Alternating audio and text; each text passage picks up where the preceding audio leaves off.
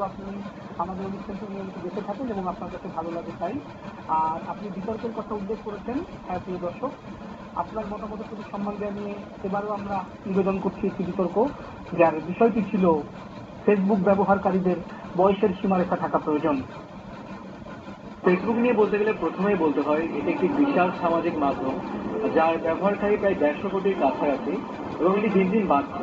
এবং ফেসবুক আজ এই বর্তমান সময়ে এমন একটি পর্যায়ে পৌঁছে গিয়েছে যে এখানে বিভিন্ন জনগোষ্ঠী বা গ্রুপ তারা চাচ্ছে তাদের কাছে বা তাদের জনগোষ্ঠীর মাঝে মানুষ ভিড় আছে।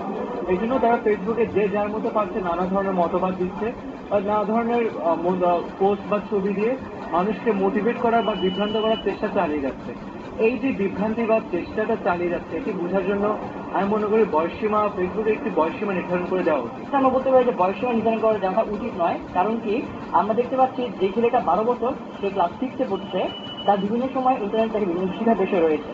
আমরা দেখতে পাচ্ছি ফেসবুক হচ্ছে সোশ্যাল মিডিয়া অর্থাৎ সামাজিক যোগাযোগের মাধ্যম, সে বিভিন্নভাবে বিভিন্ন এডুকেশনাল পারপাসে বা বিভিন্ন ক্ষেত্রে সে ফেসবুক থেকে বা ইন্টারনেট থেকে বিভিন্ন কিছু শিখতে পারছে। শিশুরা বয়ঃসন্ধিকালটা খুব সেন্সিটিভ একটা সময়, তো এই সময়ে অনেক রকম অনেক কিছুর সাথে ইন্টারাকশন হতে পারে।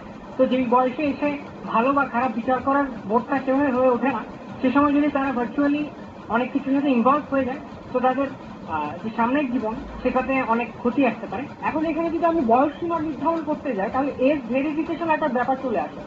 এখন আমার প্রশ্ন হচ্ছে, প্রত্যেকটা পর্ন ওয়েবসাইটে লেখা থাকে আর ইউ 18+, ওইখানে শুধু এন্টার আর নো দিয়ে কিন্তু আমরা ঢুকে পড়তে পারি। এখানে 12 বছরের শিশু আছে পর্ন সাইট দেখতেছে, 6 বছরের শিশু পর্ন সাইট দেখতেছে, 20 বছরের ছেলে পর্ন সাইট দেখতেছে।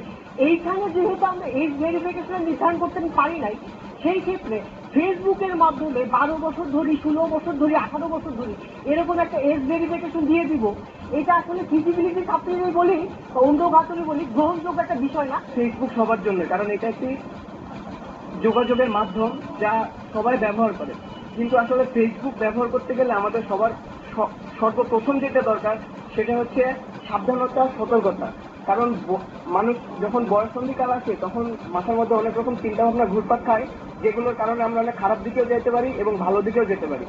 আসলে ফেসবুক ব্যবহারের জন্য যে বয়সসীমা নির্ধারণ করা উচিত, সেই বয়সসীমা অনুযায়ী যদি আমরা ধরি যে 18 বছরের নিচের শিশুদের জন্য আমরা এটাকে রোধ করব, সেক্ষেত্রে কিশোররা অনেক তথ্য থেকে আজকে বঞ্চিত হবে।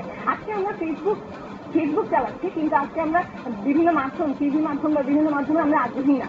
আমরা সেই আগ্রহটাকে কাজে লাগিয়ে ফেসবুকের মাধ্যমে কিন্তু আমাদের তথ্য ভান্ডার বড় করতে পারি, আমরা অনেক কিছু জানতে পারি। নিউটনের থার্ড ল অনুসরণ করি তাহলে আমরা লক্ষ্য করতে পারবো যে প্রতিটি কাজেরই একটি সমান ও বিপরীত প্রতিক্রিয়া আছে। ফেসবুক আমরা জানি যে একটা যোগাযোগ মাধ্যম, এরকম আরো অনেক যোগাযোগ মাধ্যম রয়েছে। এই যোগাযোগ মাধ্যম থেকে যদি আমরা কিশোরদেরকে যদি বন্ধ করে রেখি বা আটকায় রাখি, তারা অনেক কিছু শিখতে পারবে না, জানতে পারবে না, সেখান থেকে তারা বঞ্চিত হবে। আমরা যা 18+, মানে 18 বছরের বেশি তা শেয়ার করলাম, সেটা আমাদের ছোট ভাই বোনেরা দেখতেছে, তারা নতুন কিছু জানতেছে, শিখতেছে। আবার অনেকে দেখতেছে আমরা যারা 18 বছর নিচে তারা কিছু শেয়ার করতেছে, বড় মানুষেরা দেখতেছে, জানতেছে। এখানে ছোটদের মতামত এবং তারা কি চায় তাদের মতামত জানতে পাই। এখন যদি এটা আমরা একটা বয়স সীমার ভিতরে বন্ধন করে রেখে দিই তাহলে কি হচ্ছে যে ছোটরা এটা ব্যবহার করতে পারতেছে না, যে কারণে তাদের একটা আগ্রহ থেকেই যাচ্ছে। একটা শিশু যখন ফেসবুক ব্যবহার করে সে তো বোঝে না যে সে কিভাবে ব্যবহার করবে। এখানে আমাদের বিপরীত দলের লোকেরা বলতেছে নৈতিকতা বা মূল্যবোধ শিখবে। সে কিভাবে বুঝবে নৈতিকতা কেমনে শিখতেছে বা মূল্যবোধ কিভাবে শিখতেছে? সে যখন ফেসবুক ইউজ করতেছে সে বুঝতেই পারতেছে না সে কোন ওয়েবসাইটে ঢুকতেছে।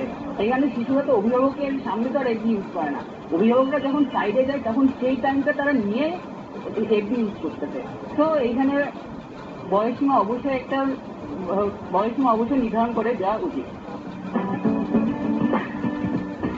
প্রিয় দর্শক, ফেসবুকের ব্যবহার